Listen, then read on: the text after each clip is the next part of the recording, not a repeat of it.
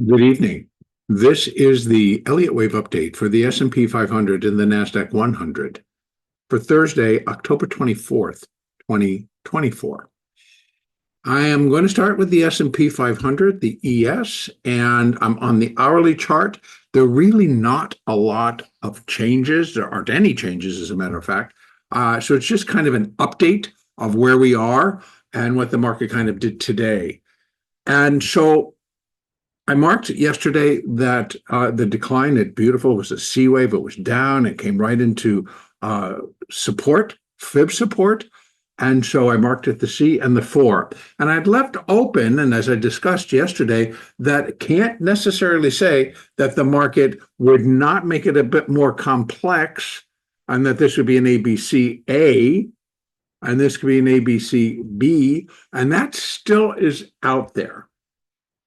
But in lieu of that, since I marked this a 4, I went ahead and then the market did actually make an additional high for this particular sequence up here. And that happened during the Globex session very early this morning. And so that I decided that I'm good and that I'm going to put the minuet wave 1 there. So it's minuet wave 1 of minute wave 5. Now, I'm going to get both sides here.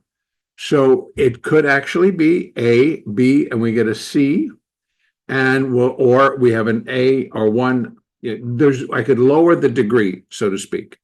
So we're still working on minuet wave 1 of this minute fifth wave. Either way, I'm going to leave that as a 1, but it might be a sub-minuet. And then this actually did come down in 3.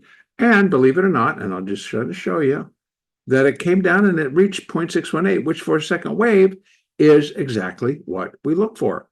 We look for between 50 and 62%. It actually exceeded it by a little bit, came back up very quickly, and then proceeded for the balance of the day. Now, here again, what I got going on right now, basically, that could have been an A wave down. We got 3 coming up right there into the close, and the market will close the extra hour in about 5 minutes. So it may, again, be left as 3. We're going to see what happens when Globex opens and overnight. And if we continue to go up, if we continue to rise and we break above, well, then this is a 1, this is a 2, and we're building on a third wave. And that's what that would have to do. It would be 1, 2, and if it's in a wave 3, we're looking for something just to start and not look behind it. So just move forward and continue to move forward in a rally fashion, okay? So that's really the ticket. Now, again, the other side is that it's A, B, C, and then A, B, 1, 2, a 3, or we're still dealing with the possibility of A, B, C, and the 2 comes down here, which would kind of, that just cannot break yesterday's low at 58.01 and then still be considered a second wave. So I'm still fairly satisfied that this was 1, 2, 1, 2, 3, 4, 5, 4, 5, small, even on the hourly chart, still looking pretty small, and to put that minuet 1 there. Anything left, then we're going to find out. As a matter of fact, it's like even today, when we opened, it was pretty much just sold all the way down to that low. It was a pretty consistent sell, and then boom, turned it around. And that, along with the fact that Tesla's earnings had the stock above 240 by when we started this morning, and then during the morning session we got above 250, and I believe the high in Tesla today was 260 or above 260, and so it is settling out right now. I mean, they still trade for a while. Tesla is trading back at 260. Well, it closed at 260, but it's trading at 258 65 to 258.71. So a little bit of a pullback there. So great earnings, or the market thought they were great earnings, and we had a very strong rally in Tesla, and that carried a lot.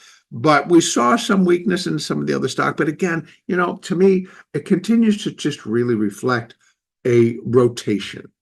rotating out of one, putting it somewhere else, taking the money here, putting it over there.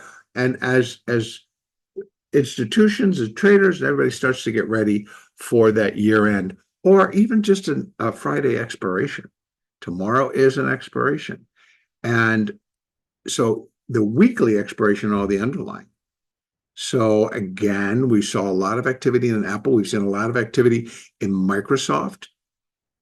And so I think we could have a volatile day tomorrow, but in both directions, as traders just try to figure out where all of this is going to close and what goes and what stays, so to speak. So it could be a good day, or it could just be, similar to what we've seen in the morning, even though that on the hourly chart kind of looks pretty good on a straight down move. It actually kind of in the NASDAQ was kind of choppy.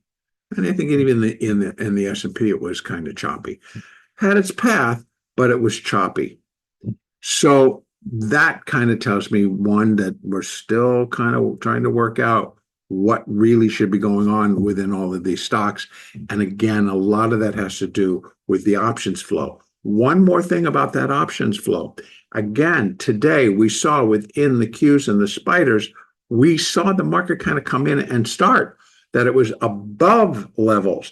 And then within that first hour, flipped around, came down, triggered volatility triggers again, triggered other things coming off, and then retake them.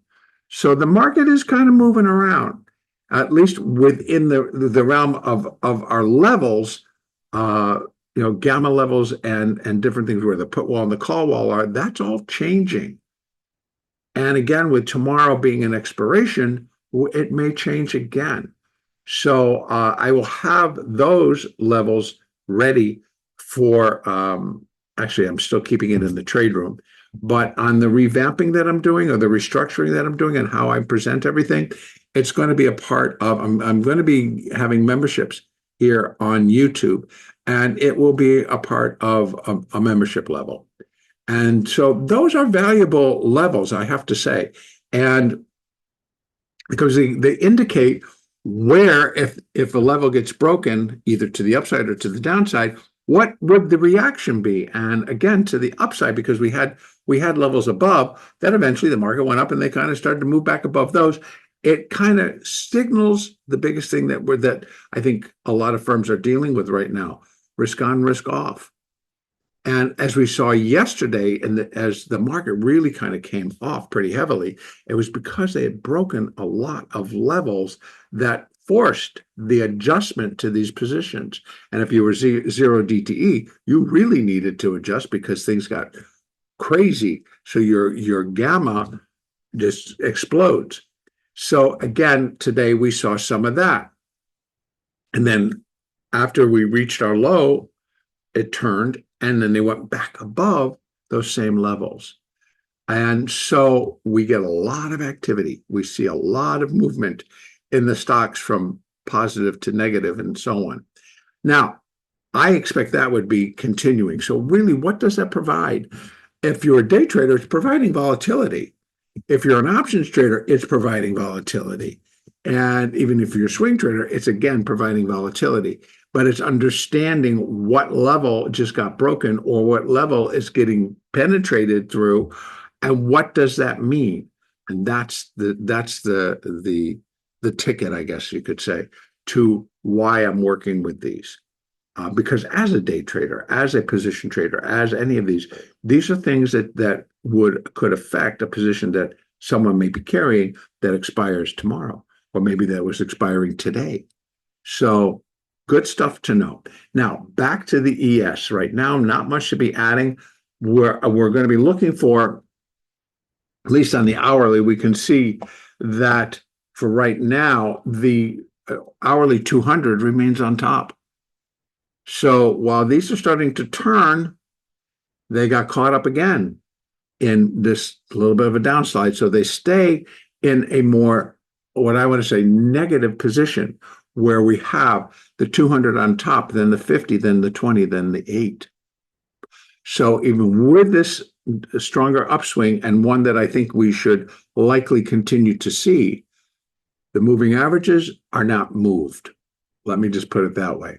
And if I go up to the daily, I think it's going to present us with a little bit different picture. And here again, we have the 8, the 20, the 50, and the 200, and they're lined up to go up. So 1 hour, a little shorter term, we might see some downside action. On the daily, they'll absorb it. It's not going to change the picture. Now, we did today, as we did yesterday, we come down, broke the 20, we saw the circumstance, came back up, closed back above the 20, then it goes flat, came down today, broke it very briefly, came back up, and closed well above it.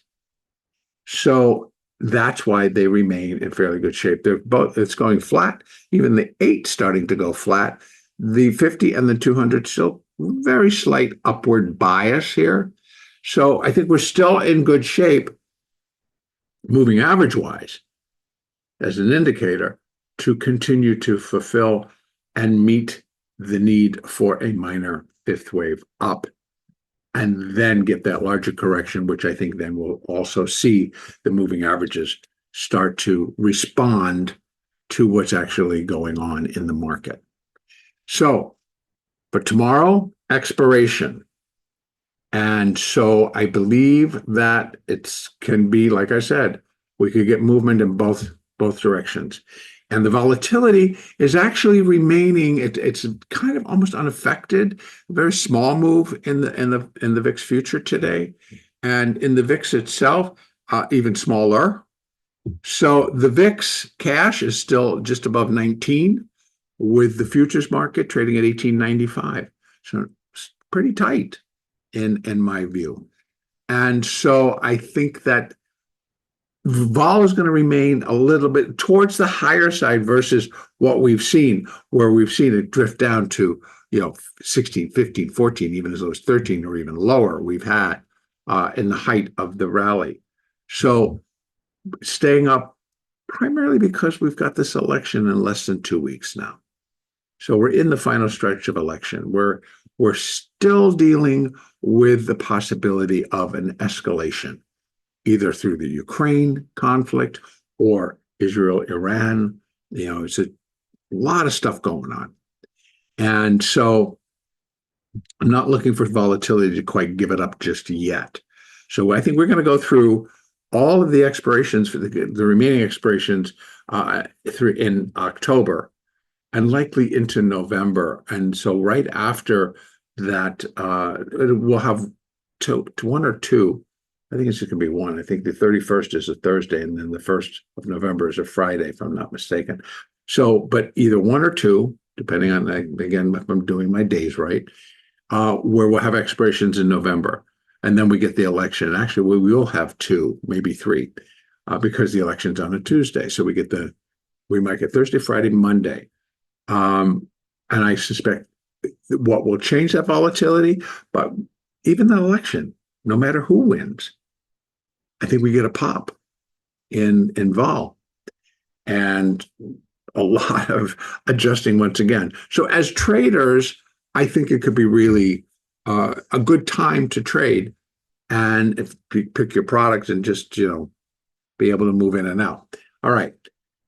So I'm going to continue to see exactly what happens if we're going to continue to go up. If we break to today's high at 58.70, well, then I'm thinking we're heading back above 5,900, and it likely will be in a third wave, and we should be moving a lot quicker. Otherwise, we still have the possibility if this is an A, that's the B, we come back down in a C wave.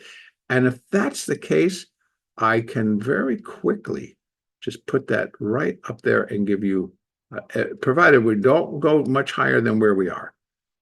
Then we got, what do we got? 100% is at 58.09, but likely that C wave should not come down and break that. So we're going to be looking for wave C to equal wave A, which is this one right here. And that brings us back to 58.09, 58.10. And that could be a C, and then we start to rally again.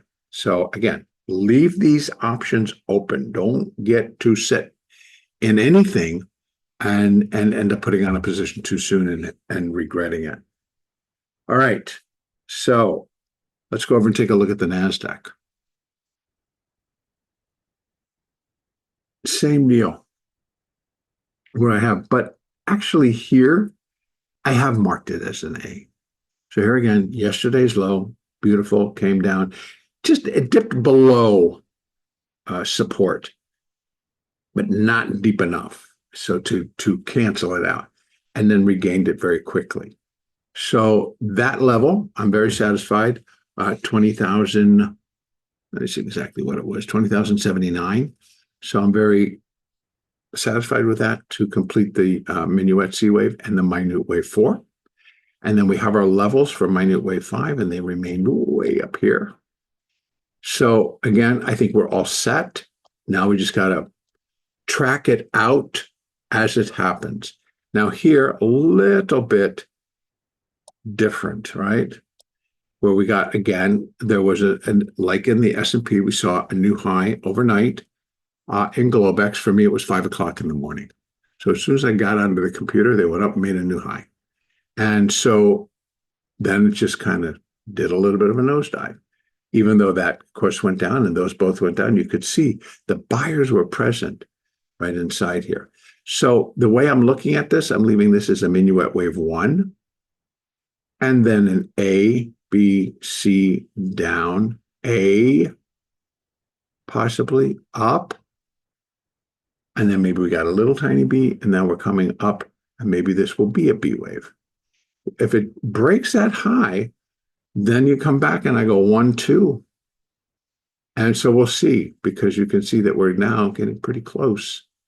That high was 428, and this high is 413. So $15 away from breaking above there, switching that to a 2, 1, 2, and we got a 3.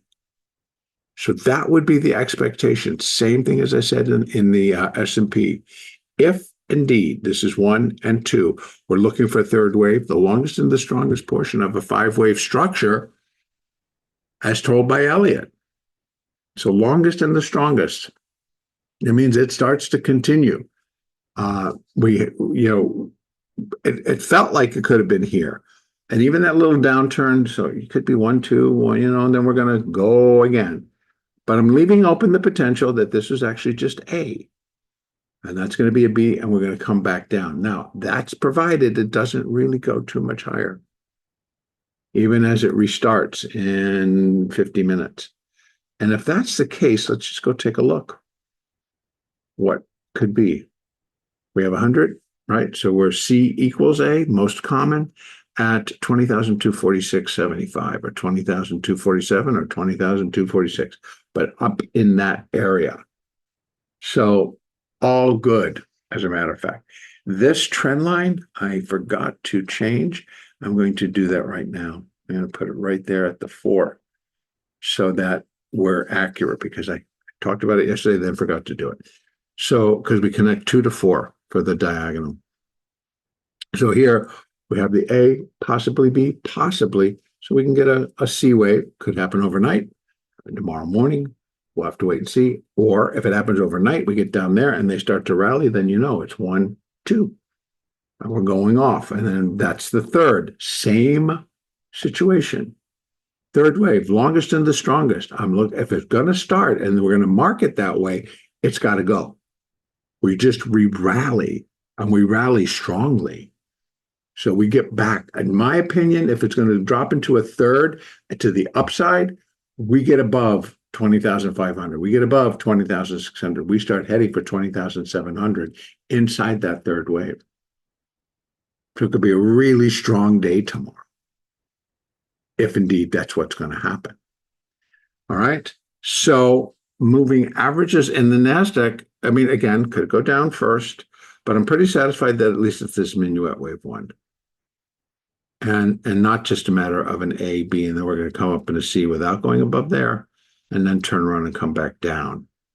And an ABC up, which would be an A wave, and then we're coming, so it's just more extended. So, and either that or it's 3, 4, and we're going to come up in a 5. So in other words, and then we drop it down to a sub minuet level. So we would have to kind of go figured this is, yeah, it's a tough count, but I'm looking 1, 2, 3, 4, 5 of 3, 4, 5 of 1. And then ABC could be A, B, and then we still got that C, and I already showed you where those are. Or if we break that level and we start to go up and the rally is strong, it's 1, 2.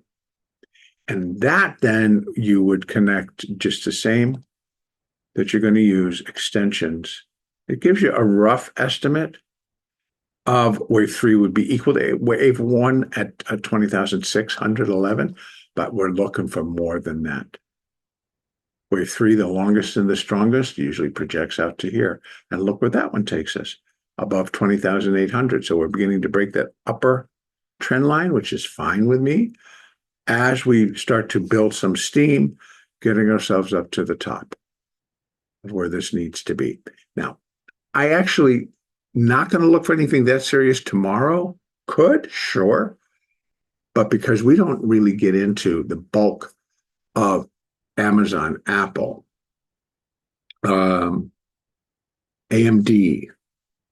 Google, Meta, Microsoft, all out there.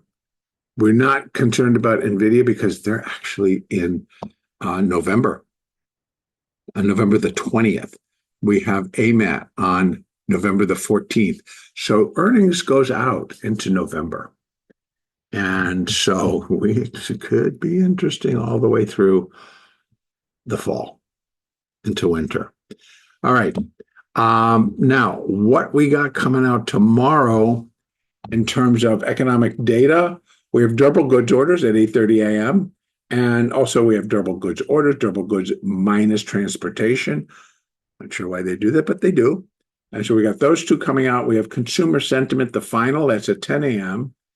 And then the Boston Fed president will be speaking at 11 a.m. So the big ones, durable goods, coming out at 8:30 a.m. All right. The next daily update will be on Monday, October the 28th. And then I will be doing a weekly over the weekend, most likely on Saturday.